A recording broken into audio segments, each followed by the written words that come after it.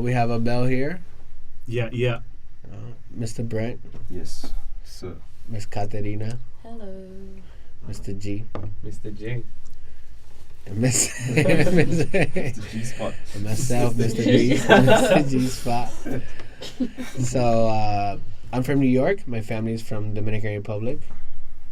I'm from Canada. My dad is born in Belgium. My mom is French Canadian.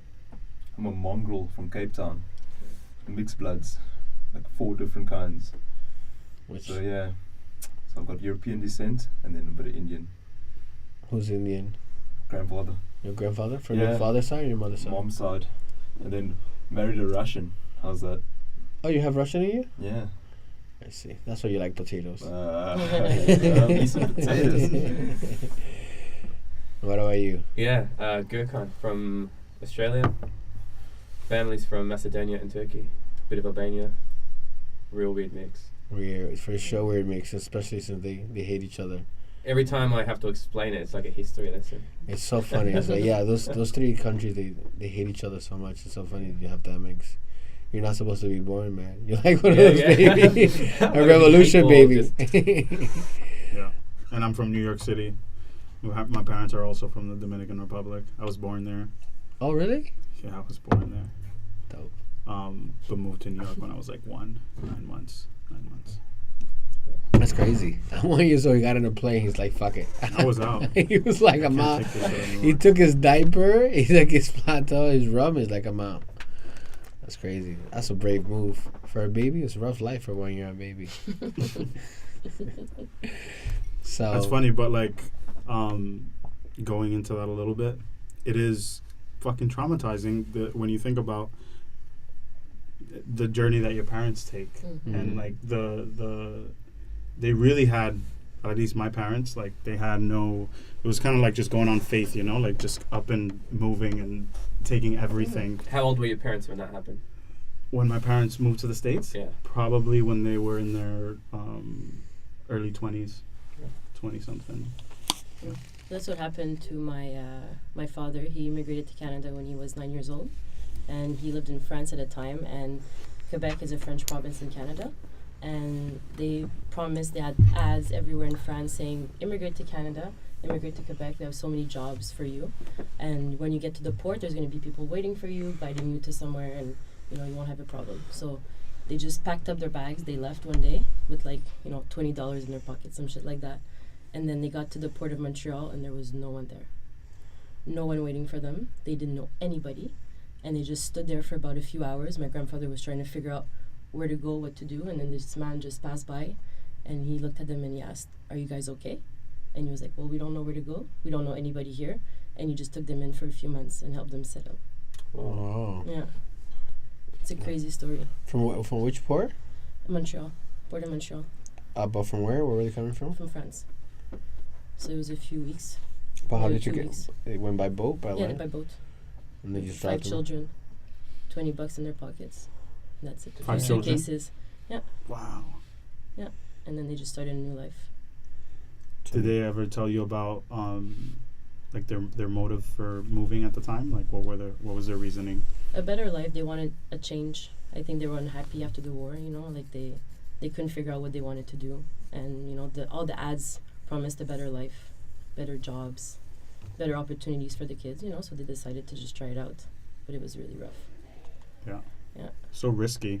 Yeah. To move half across the world. But it's funny how now when I made the move, they act like it's the craziest thing in the world. Mm-hmm. They're like, you're moving to China? What Yeah. the fuck?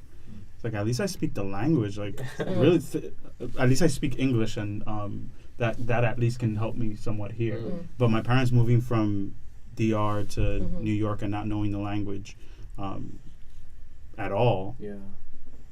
It's even worse when you're doing it with a group of kids, man. Five Yeah. kids. And for us, it's easy. If we don't like it here, we can just go back home whenever we want. Yeah, but yeah. them, you Yeah. settle in. You can't just decide, oh, well, we don't like it here, let's go back. You can, but it's difficult. Well, not You just don't that, have the like, money. And You go in there with no money, and then you're going there Mhm. with no job, and you got 5 kids That's to it. feed.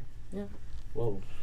My grandfather just became a mailman, and my grandmother just stayed at home. And then she was so bored and lonely, she didn't know anybody. And they arrived in the middle of winter, and I remember she was saying one day the Jehovah's Witness, they knocked on her door, and said that they changed her life. They saved her, so she became a Jehovah's Witness. That's amazing. And she arrived to Canada. Yeah. Oh, Yeah, very interesting. look at that. Until the day she died, she believed that. Jehovah's. Yeah. She was a witness of Jehovah's. Yeah, she used to drag my dad and all her kids to go knocking on doors, spread the faith. They hated it. Yeah. Everybody hated it. Yeah. This is your grandma. This is the grandma that came, that lost her fingers from the bakery. Mm. Yeah. Yeah. 12 years old. She used to work in a bread factory, and then at one point, I don't know what happened exactly, but she got 3 of her fingers cut off. She was slicing bread. Fuck. Yeah. But I think She had a hard life in Poland. how she met. Tell them how they met your grandfather. That was Yeah. So my grandmother was Polish Russian, and when the Second World War happened, she decided to go work as a cook for the French army. And my grandfather was fighting for the French army, and he got imprisoned 4 months into the war. And then she was a cook at the prison where he was staying, I guess. And he had an Airbnb. He had an Airbnb. and then How you guys have great breakfasts here? and she used to cook him special meals. Yeah. Late at night, Special That's how they meals. met. And then after the war, she went back to Poland. He went back to Belgium, and then they communicated for 2 years. And then he went down, got her, brought her back. I got a real weird question. How did they communicate? Like they didn't have. They wrote letters. Oh Yeah. damn. Oh, they Took a while, but How do you post letters back then? What was that? stamp. Like, you stamp them and you put them in a mailbox, and a mailman will take it. Yeah, by boat, by train. What is it? Like a month, couple of months to get a letter, right? A few weeks. A few weeks. Thank God for 4G now, bro. Yeah, just send an email. Or WeChat, bro. You're right. I'm stuck in the past. Emails. Emails. He got mail. Yeah, well, that's a pretty cool story. My parents. So my mother has 9 siblings, and my father has 14 siblings. My grandfather was the typical womanizing. And within the Dominican culture, we have a reputation to be kind of like playboys. So my grandfather got remarried, or I think he remarried back then. I don't know.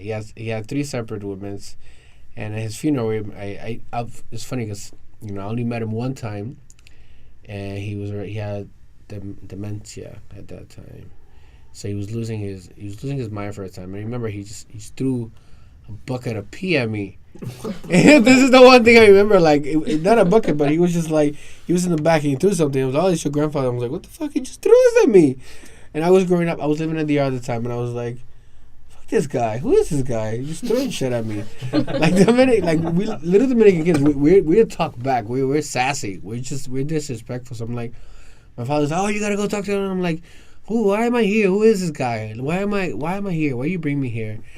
And he was like, and I'm like, whatever. I'm going to wait for you in the car. I'm going to have some mangoes and just wait for you in the car. I don't want to deal with this guy. And then the next time, I was for his funeral. And then my mother was like, oh, ese es tu tío. Saluda a tu tío. I'm like, my tío? Like, this is your uncle? What? What do you mean my uncle? I thought my father. I'm like, no, this is your uncle. I'm like, hey, y ese tu tío, y ese tu tío, y ese tu tío. And this is I'm like, what? It's so funny. Like, I never knew this my whole life until the funeral. I'm like, you have what? Have all these uncles? Who are all these people? And then it was just like, we thought it was like 13. And then at the funeral came this one guy. And this was, so allegedly, this was his first son that nobody even knew from. All even a woman before he met any other woman. And it looks just like him. So then he came, when he was in the coffee, he came to see him. And he came into so when we have like funerals in the yard, we have them like in houses, open casket.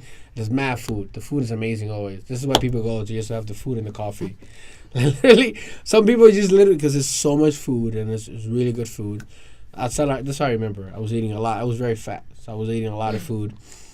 And then this one guy comes, and they always deny him. No, he's not part of the family. No, he's not a son. He's not a... They're very gossipy. The main culture is very chismoso, we say. Like, always rumors and shit. And he came, and he looked just like him. And the lady was like, There's like my aunts and some people were like screaming. They thought it was like a ghost. It was like one lady started crying. I was like, oh, one lady like fainted. Because it looks just like him, and nobody's seen this guy ever. It's just somebody that looks like him. So, and then it's like he left, and I was like, Papi, ¿quién es? They go, no. And I was like, who was this guy? Everybody's screaming about him. My father didn't want to tell me. And then my mother was like, this is what they say. It's like this, your grandfather's first son, and he's like, so eventually he passed away, this guy. But he was pretty old. And then, so all these people live in one city. Let's just call Navarrete in the Dominican Republic. So they'll like spread out. They had kids and grandkids and nieces. So whenever I used to go visit my grandmother, I used to talk to a girl. She was like, "Be careful, she's your cousin." I'm like, "What?" Like everyone is somehow. I was like, I said to prima, I was like, "What? Like, what do you mean?" Like, yeah, I said to prima. She was like, "Her great grandmother is the aunt of your grandma." I was like, come on, that's ridiculous. She's like my grandmother's fourth cousin. I'm like, this is ridiculous. I was like, no, I said to prima. Everybody's related, so I stopped going to the city. Cause I think I just like, can I just have like crazy kids? But yeah, eventually my mom, one of my father's sister, she moved to 137 to Harlem, and she was the first one in America. So she asked for my father to come. So when we first came to New York, I was born in New York. Me and my siblings were born in New York, and then we went back to the DR because we had a house over there to live for a few years. And then we went to New York.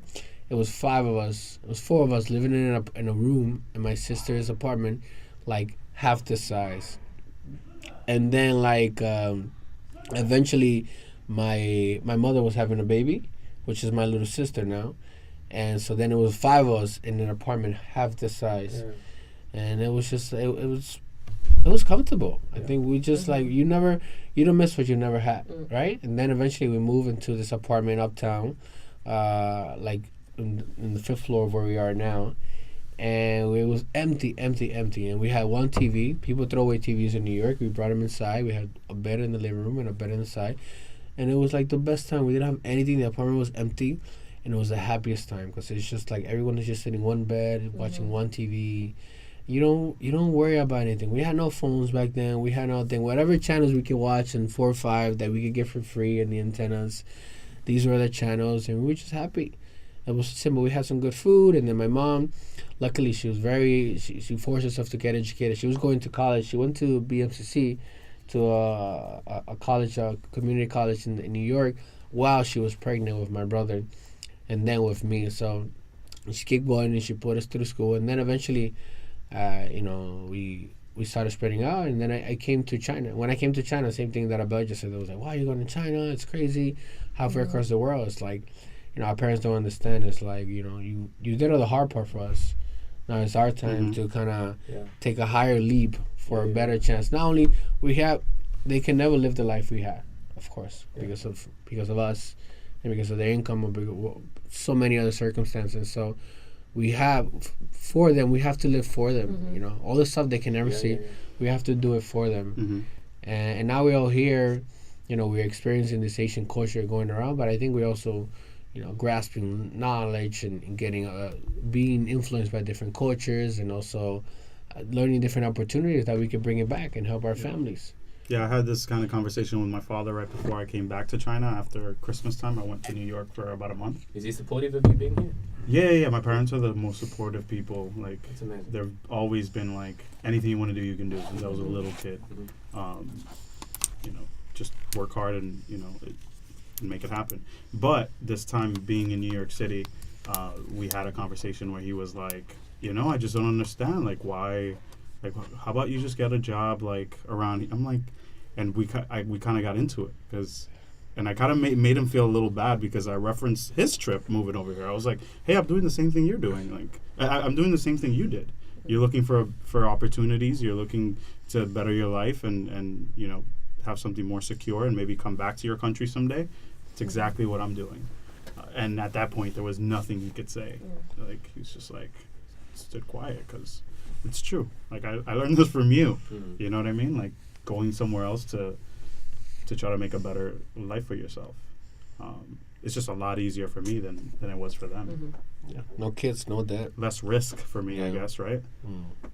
no kids. Yeah, I think your father was saying that because that's another way for him to say, like, he misses you. Oh, of course. And he loves you. That, I think that's the only way for him to say same it. thing for our fathers, like, very machismo Dominican man. Like, my father, last time I went last year to DR, he was like, why are you going to China? What are you doing over there? Just come over here, open up a cell phone shop, sell cell phone cases, and get married. And I'm like, what the fuck?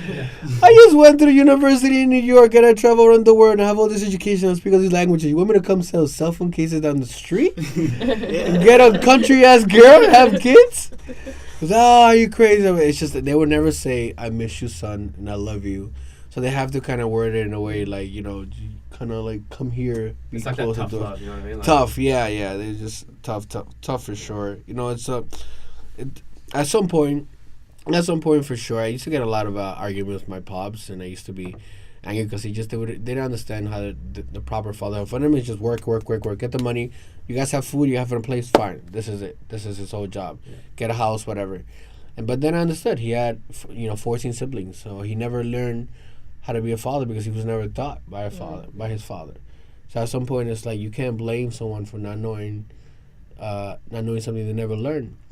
So I guess a lot of generations, it's also a cycle. Time. Yeah, it takes time, and it's a cycle within a certain community that people say, "Oh, my father never." Yeah, because his father was like that to him. You have to kind of stop the cycle yourself and not kind of have this anger towards him because it's just gonna continue. And instead, it's not his fault. They try to be good parents, but it's just they never had the chance for them. Like when we talk about, I think me and Abel was talking about this the other day, how some like in America, some people are like certain families that are more well off or worrying about global warming or recycling or this political stuff for immigrant families. They're like, they don't care about this. They don't want to know about this. They're just trying to get money. They just want to pay the rent. They're just trying to get your kids to school. Mm-hmm. This is their priority. So for them, this first world problems is not gonna be. They're not gonna do anything about it until your kids are educated. Until we all been educated. Now when we have children, we know we're gonna recycle. It's crazy because all of our families, all of our stories are somewhat similar. You know what I mean? Parents had it hard, came here to our native countries to give us a much better life. Like my parents came to Australia. My mum was 15, man. She got married to my dad. He was 25. 10-year gap. That happened today. It's like that'll be on the news for you, right? Yeah. Like it's weird for that to happen today. Back then it was normal, you know. So my mum ran away because my grandparents didn't accept my dad. Right? Whether that different culture. Like I mean, it's the same culture, but it's kind of like. We had different plans. We didn't expect you to marry this old man in Australia, for them, old man, 25 years old. All the way in Australia, we want our daughter to be close to us, So it was really hard for my mum to just pack and leave, right? And then she just moved to Australia. And then it wasn't until recently, I started writing my book. And I'm like, how do I want to start this, Like I'm writing a transitional, like a guide for the youth to be able to transition from high school, university into the real world, get their first job and whatnot. So I was like, how do I really want to start this? And I was like, just real at the roots, where it all started. Talked about how my mum left at 15. She went to Australia with my dad, fundamentally to give us a much better life. And then I had this thought, like, what if I was born in Macedonia? Or if I was born in, another country where opportunities aren't as rich, our opportunities aren't as, readily available for us. So we can grasp them. Like education is handed to you, our government system in Australia is incredible. Like you want to go and get a degree, like we'll give you money, go, and then when you get a job and you earn a certain amount, then you pay us back slowly, like in tax, increments. And if you don't earn enough money, then you don't pay us back, and it's all good. It's crazy that that's the opportunities that we're handed with today, and then back then they didn't have that. So one of the first things I really became grateful for was the fact that my parents migrated to give me a better life. And then you look at how we were living back then, and it was like real just without purpose, no real ambition, waking up every day feeling like all of this was like you earned it yourself. My parents had to leave their homeland, leave their family, find jobs. My parents have been working 2 jobs for most of their life, still are today, just to support us, pay our rent. And it's just crazy the way that. And so, me coming to China, that was kind of the whole purpose, was to just develop, try new things, and expose myself to greater opportunities to be able to take both that knowledge and the money that will come from it and give it back. Was your mother? So how did your mom meet your pops? There's no real like romantic story. Like they did the whole thing where they were riding, you know. But I mean, like that's how they communicated back then. I don't know exactly how they met. All I know is that my dad was dating like an Australian girl, because my dad was back and forth from Australia from a young age, and so he was dating this Australian girl like 7 years. You know, my mum explained it. She was like Ranga with freckles, you know, orange hair. My mum's like, imagine you had her as your mum. Like, you'd look completely different. I'm like, well, thank God for that, you know. Nothing against Rangas, but... yeah, so, I mean, they met at a... My mum was real young. My dad was 25. I don't know how they met exactly, but, like, they had been in contact for, like, a year. My dad left his 7-year relationship, married my mum in months, a couple of months, you know. And then she just packed and left. He met her in Macedonia? Yeah, in Macedonia. Yeah. And your mom's family is from... They're both born in Macedonia, but the origins come from Turkey and Albania. Who comes from Turkey again? So it's like my grandma's side. Yeah. Your father's family comes from Albania? Yeah, like a portion of it, yeah. I mean, we're all mixed. Back in those times, the Ottoman Empire, like, historically had been ruling in that region for like 5 centuries, you know, so... Look at the lineage, man. Who knows where we came from? Did your mom keep contact with her family when she moved to Australia? Yeah, so I mean, my grandparents are obviously angry at what had happened, but at the same time, like your parents, man, they'll always forgive you no matter what you do. So I remember like the first time we went back to Macedonia, it was the first time my mum went back. Several years had passed, and we surprised my grandparents, you know. So at that point, my sister wasn't born, so she's the youngest of us. We're a family, like there's 5 kids, including myself. So we had gone back, 4 of us boys. I was really young, you know, and yeah, we'd gone back and just knocked on the door, and my grandma had opened, like legit almost had a stroke. Like she was that surprised, and like every year ever since then we'd gone back for like 2-3 months at a time, you know. So mum and my grandma had like, I guess rekindled that relationship, and you know, sort of just made up. Yeah, and it's been good. Now they've just been granted visa to Australia. It was my grandma's birthday the other day. They're in their early 70s now, man. God bless them. But so they're coming to Australia. First time? No. So they've been heaps of times, but they it's like real. They'll come for 1 year every like 5 years. You know what I mean? So I haven't seen them in 7 years. I backpacked through Macedonia and the whole Balkan region last year. So I went and visited them for the first time in 7 years. But it'll be good to actually have them in Australia now, because the last time they were there, I was too young to remember. So it'll be good. Cool. Do you keep in contact with people? Yeah, my grandma just learnt how to use a computer, right? So she leaves it on, and she's got Skype. And if she sees me on green, she'll just call me at like the random, because the time difference is like 4 in the morning for me. She's trying to Skype me, like. And I remember I thought maybe something's wrong, so I answered. I'm in the middle of like sleep, and she's like, "Hey, how are you?" I'm like, "It's 4 in the morning. Like, how are you?" And she's like, "Sorry, I saw you online," because you know your phone if the app's open, like so she just called at 4 in the morning, woke me up. But yeah, no, we stay in touch frequently, man. The internet's a good place. That's You're pretty able to. cool. That's awesome. That's pretty cool. It's hard for me, I guess, to keep in contact with all the people back home. Because same thing with like Bryant's family. Although I knew about them, I didn't find out about my cousins at a funeral. There's a lot of them. Yeah, my grandparents from both sides had 8+ kids. 8 to 10 kids each, and just staying connected. It's been hard, but there's something there though that even I used to go every summer as a kid, and then I stopped going for like 10 years, and I went back like a few years ago for the first time in like 10 years, and the people that I remember as a child, like the unconditional love was still there, and I was like, holy shit, like I've talked to you maybe 2 or 3 times over the last 10 years, but all those summers as a kid going there like really solidified that relationship to the point where even if we're not talking, like I get there's still so much love, you know. But it's hard because now I'm dealing with the same thing with my parents and my family in New York, where they're like, how come you don't call anymore? How come you're not? Yeah. You know what I mean? How come, send a text once in a while? And I'm like, oh, fuck, you're right, I should. Yeah, it's definitely rough. This time difference, like, The pros time and difference cons. is tough. Time difference and just living here. How many like hours is it for you guys? 12, 13 12 now. 13. Depends on the time I change. can't complain. Like Australia's 3 hours ahead from China.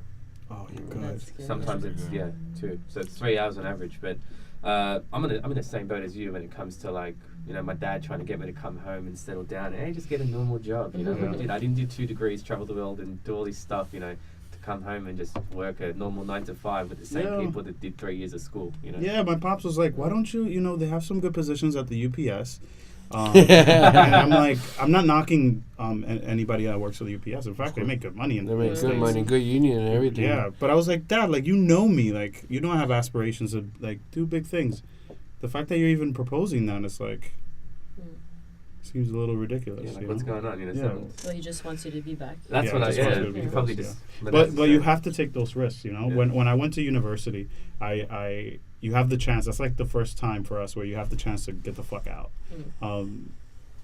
And I chose to be this to go to school like 10 minutes away. A lot of people go in dorms somewhere far away from their parents or whatever. I went 10 minutes away, and I did feel a little pressure to do that. It wasn't. I don't regret it. It was a great experience. I loved it, but I did feel a little pressure to stay home. And like I resented my parents for that, you know, for a little bit. And then my little brother, it was his turn to go to university, and he was like, "Fuck that, I'm going." And not because there was anything wrong at home, but he just wanted to try something else, live somewhere else. Where did he go? He went to Binghamton, which is upstate, and it's like 7 hours away. It's like actually 4 or 5 hours away. But it was the greatest decision he ever made.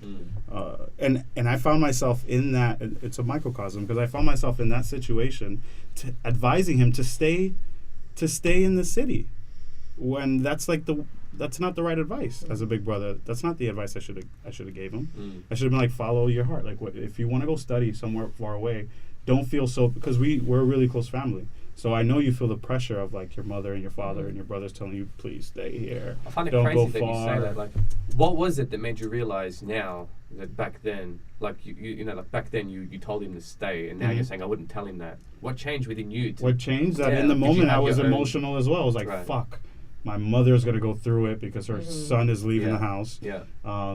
But I that's just a natural progression of things. And I talked to him about it now, and I'm like, you know what? I'm so proud of you. Like, he went up there to a different school, and that allowed him to get in. Now he goes to Columbia University, and he's like teaching there as like he got his PhD. He's only like 23, really smart kid. And I'm like, dude, you took the risk, and look at you now. Like, I'm so glad you didn't listen to me. I was playing sports ever since I was 6 years old, all the way through, which gave me other opportunities other than education, and that's where I got distracted. When you get to a point you're playing provincial and national level, you're coaching, you eat, sleep, drink, gym, sport, you know, that changes your lifestyle. So for me, it took a lot longer to graduate, because the reality and the truth is you can't do everything at once. You can't put yourself through a 3-year university degree and still play like 3 or 4 different sports while making that money to put yourself through university. You know, so you have to choose. And that's also where it comes in, is if you ever want to be a professional sportsman, you have to make that sacrifice. So anyway, what I'm saying is that I chose a different route. I said, I'm going to quit halfway through my studies, and I'm going to focus on playing professional sport, because I believed at that time that I could make a full-time career out of it. But what happens to every sportsman in any situation is if you have one setback, that changes everything. In my case, it was a knee dislocation.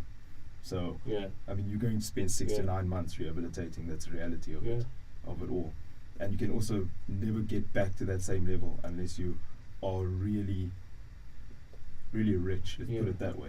Because you have to have the best doctors, the best physiotherapy. You know, all of that takes time. So once you have a dream that changes and it gets crushed in that sort of way, you sort of have something to fall back on. And that's, I'm going to go back into education. I'm going to finish my degree, get my degree, and then that opens up more doorways.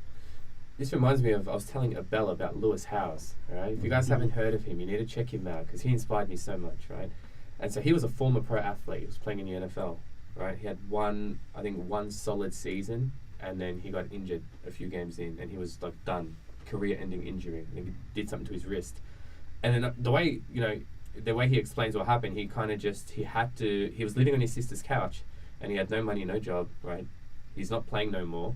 He was in a sling for a while, and then he kind of just, he took whatever life had thrown at him, and he tried to do something with it in a way to make money. So, you know, these broken wrists that he had, and he was wearing the sling, he created this business where they decorate the cast and stuff, and he makes sleep, you know. And so he started making money from this, and then his whole life just went from, you know, being a former pro athlete to now getting into business and trying new things. And he sold businesses, and he started a podcast. He's written books. He does all these public talks. And I was telling you that, like, I watch him on YouTube. I listen to his SoundCloud channel, and he was, you know, just mediocre at that point in terms of his following, and then he just blew up. He was on the Ellen Show, and you know, you see him, like, you saw the kind of people that he brings on. He's Grant Cardone on his podcast, and all these huge names, you know. And so, I mean, yeah, if that kind of happens to you, just look at it like life is just redirecting you. Something different is always, it depends what you make of it. Depends what you make of the opportunities that are presented to you. Yeah. And I think that's also one thing is, whatever field you're in, like for instance sports, being a sportsman, is when you go through that phase where you're no longer playing the game, you can also be involved by being in the product section of it, or coaching, or motivating, inspiring. It could be anything really that involves that. And with my degree, which is sports and exercise sciences, with having a major in psychology, it allows me to attack sports and the sports economy from different angles. I can go into business side of things, or can focus on more the neuromuscular side. So I'm actually working with athletes' bodies, with, you know. So it basically doesn't, if you can't play a sport, also means you can't give up on what you used to play. You can try new things. Your body adapts. You know, do swimming, do diving, you know, horse racing, whatever. You know, change it up a little bit. And I think that's also one thing that brings us to our discussion, is moving to China. Is you could go anywhere else. Why China? You know? Why China? That's what it comes down to. Why did we come here? For me, I mean, I was in New York City, pretty comfortable. Like, I was working for EF, you know, the language center, the International Language Center. First? Yeah, English First. In the biggest housing, they have the biggest housing in New York, in Westchester, and I started working there, and 1 year turned to 2 years, turned to 3 years. It was just the greatest job ever. I only had to work 2 to 3 times a week, from 7 to like midnight. They gave me a place to stay for free. They gave me free food. So I was just like, but it's really a job as a resident advisor, you know, helping the students that arrive. Sometimes we would get 600-700 students in one day. Every weekend, Saturdays, students came in from all over the world, and Sundays, students would leave in the morning. But it was just like, and then I got a job down the street at a phone store, literally down the street. So I was in a place where I was working now a lot throughout the day and throughout the night.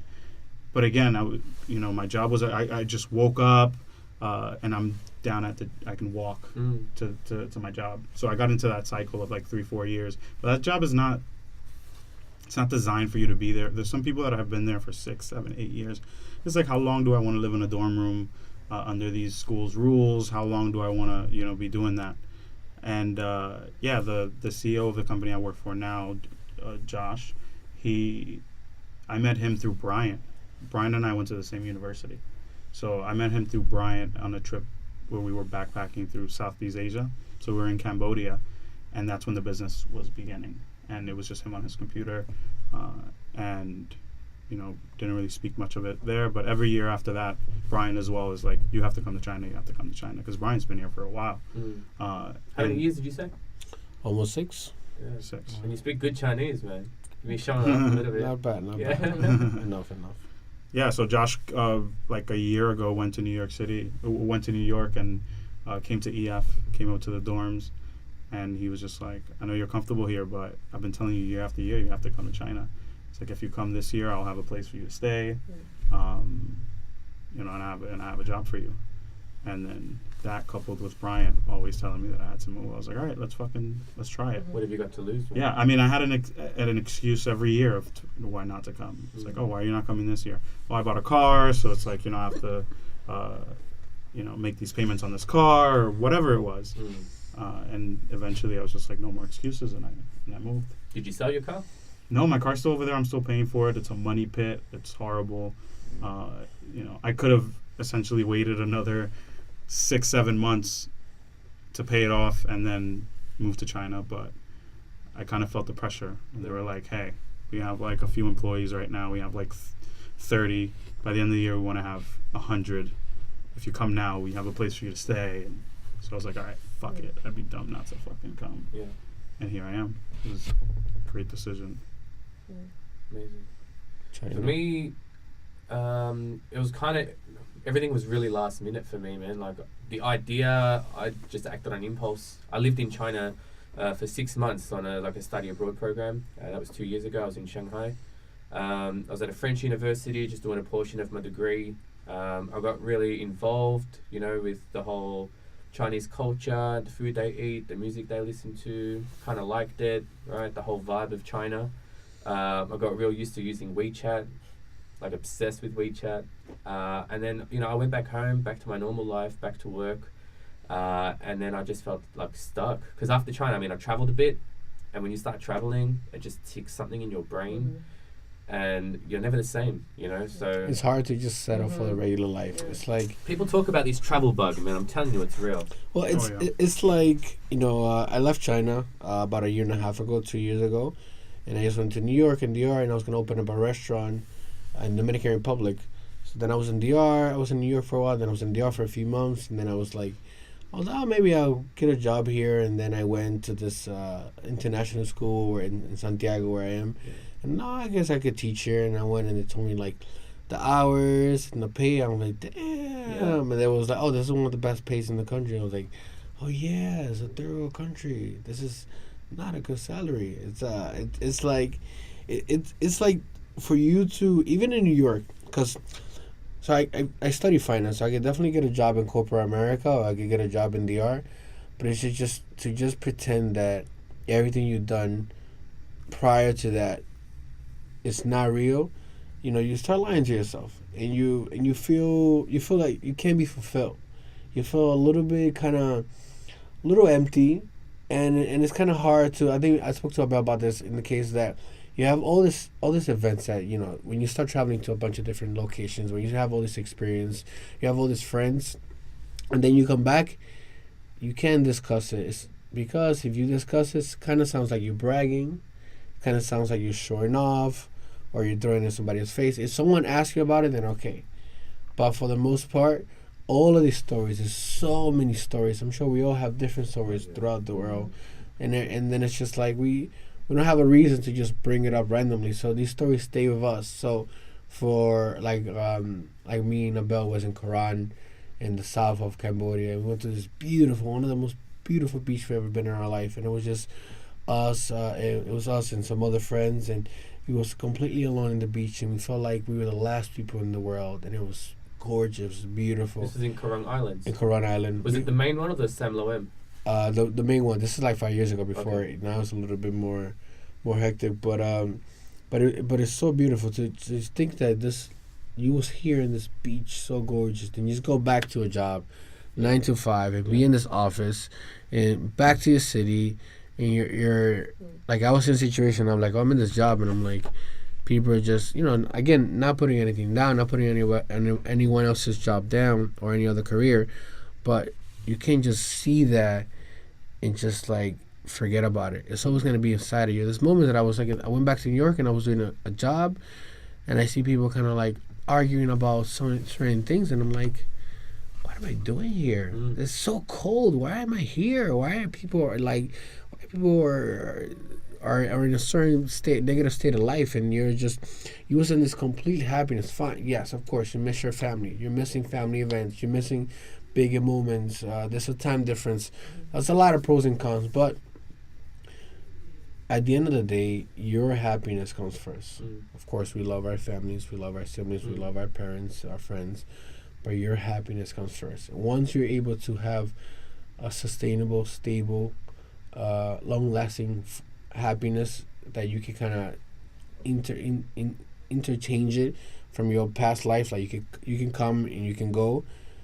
If you can have this happiness, then okay, you can go visit your family and friends, you can go back, have a life. But now, the moments that we're living here now, like one of the main reasons we like to live in China is we have all this freedom. It's funny, being that it's a socialist or communist country, whatever it may be, it's freedom of our time, though. It's freedom.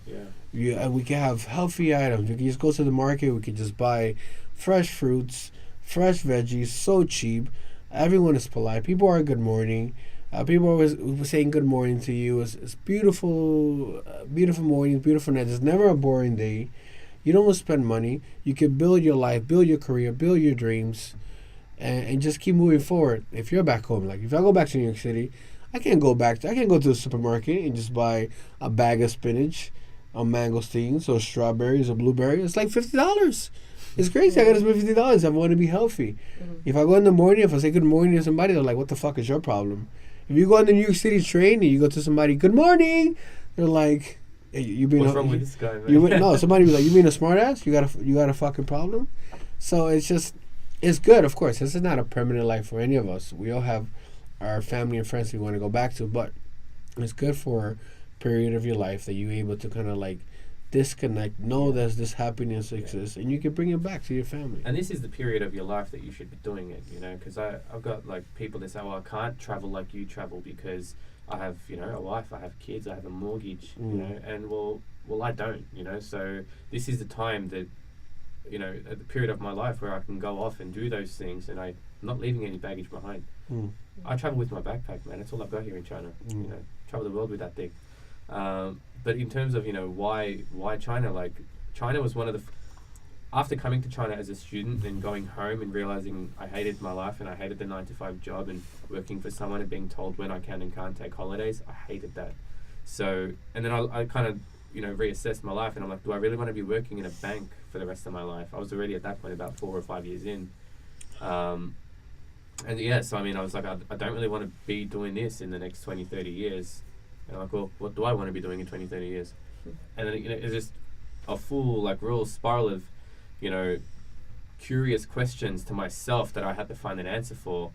And then I just decided, like, I'm real big on education, I'm real big on the whole volunteering thing and traveling, and a mixture of all of that, like teaching in a foreign country is, and you guys probably vouch for this, like, it's the best time to get, you know, the most free time with the most amount of money in exchange for it. Like, if I go back to Australia to earn the money I'm earning right now, I've got to work 40 hours. I'm working 12 hours right now a week. You know what I mean? So, and I have a lot of time now to write my book. I do my YouTube stuff. You know, I go out and just really enjoy the whole vibe of being in China. Just really, you know, soak up the opportunity, because there'll come a time in my life where I can't come back here and do this, you know? So making the most of that right now is a blessing. Well, time is, I think, is key. I think that's one of the main reasons we're in China. We have the time to do our passion, our hobby. You know, we wouldn't be able to do any of this stuff back home. You know, Abel was working on podcasts and videos, and you know, I teach in a private kindergarten in the morning. Then I work for a manufacturing company. Then I work with clients. Then I work on music, and then I work out. Then I cook, and then I'm working on this restaurant. How the fuck? This is impossible. First of all, like, if you were to open any, like in New York, if you were to open any type of business, you need a license, you need a degree, you need this certification, you need this approval. It takes time and money and all this paperwork. And by the time you get it done, you're like 8 years in, 8 years of your life. And if you get one bad business, if you fail in America, you got to call for bankruptcy. You go for bankruptcy, that's it. You're done. You're done. Unless you're a billionaire, unless you're Trump, and you got, you know, a bunch of bankruptcy business, okay. But over here, you fail, it was like, all right, do it again. You fail, it was like, all right, do it again. You fail again, then you do it again. There's no limitations here. And it's funny because it's like there's no government guiding us here. Chinese people are like, they're welcoming to foreigners, but they don't really care about us. There's someone saying like, hey, you guys should do this, you guys should do this. It's just happening naturally. So let me throw this question on the table. Why did you choose China over every other country in Asia? Kung Fu. I saw Karate Kid. For real? I'm like, man. I was like, this is it. I saw Karate Kid, and I'm like, I'm going to learn how to wax. Wax on, wax off? Yeah. No, I studied abroad in London, and because I was dating, I was telling you, I was seeing a Serbian girl at the time. Mm-hmm. And then then eventually I started traveling to Europe. I went from like Estonia, Latvia, Lithuania, Poland, all around through Eastern, Central, and I was going through Yugoslavia. Ended up in Serbia, and seeing my friends and my ex at that point, and a random bus going to Novi Sad, which is the second biggest city in Serbia, Josh was in that bus going to Hungary, Budapest. Mm-hmm. And then we were in the bus, we were just cracking jokes, and we got along cool. He was, oh, I'm working on these headphones, and I got this information. Oh, Asia's dope. I'm like, Asia? I'm like, yeah, China, Laos, mushrooms, whatever. And I'm like, Mushrooms, and I was like, all right, I'll give it a shot. Cool. And I get this information. I say, all right, I'll see you in a year. One thing about me is that I grew up, it doesn't matter if you're wealthy, where you come from, your heritage, your sex, your gender, whatever. One thing you have in life is your word. If you give your word, you should always keep it. I'll tell them, I'm going to see you in a year. And after a year, I came here. He was like, come to Jen. I'm like, all right. You just did it. So then after that, I came here and then been traveling Asia, learning Chinese. Eventually, Abel came here. And China's, Japan, Singapore, Korea is the future. If you want, if our family migrated to Canada, America, South Africa, Australia, actually all English-speaking countries. I just realized that. Our family migrated to all these countries for a better life. Because back then it was like, this is it, go here, this is where you're gonna get money. Now it's Asia. This is the future. Yeah, you know, they don't want to. A lot of people don't want to admit it. A lot of people stay in the bubble, but they're taking over. They're taking over the world. And if you want your kids to be successful, they have to speak Chinese. Yeah. How we're speaking in English because of you know, for business or whatever purposes. And China's doing business with everybody in terms of like lending everyone money, in the world. Things. Everyone in the world. We went to Cambodia, dude. We went to Hanokville, and all the buildings that were going up were Chinese. The casinos there, Chinese. The bay that we landed, that Saracen Bay, Chinese. Chinese just bought it out, changed the name. Chinese are they're so influential. They're everywhere now, and it's you can't really stop the movement. They have the money, they're making everything, so now it's their time. So, you know, we watched this. There's this place in Guangzhou called Xiaobei, and it's they call it like Little Africa, and it's quite mixed. And I love going there because they have like different type of foods, different foods from. Oh, we went there. We had that food Sierra Leonean food. Sierra Leonean food. That was amazing. And you get some good haircuts there. Yeah. They wouldn't touch mine. They said my hair's too straight. Yeah. And you saw the kids in the hallway. They're amazing. Yeah. I see these little African kids gelling with like Chinese kids fluently. Really cool. And it's so cool because it's like these are the future. Like I go up to this little African kids and I'm like speaking to them in Chinese. And it's just like the way they speak and they just come to me. It's like the English to them. Yeah.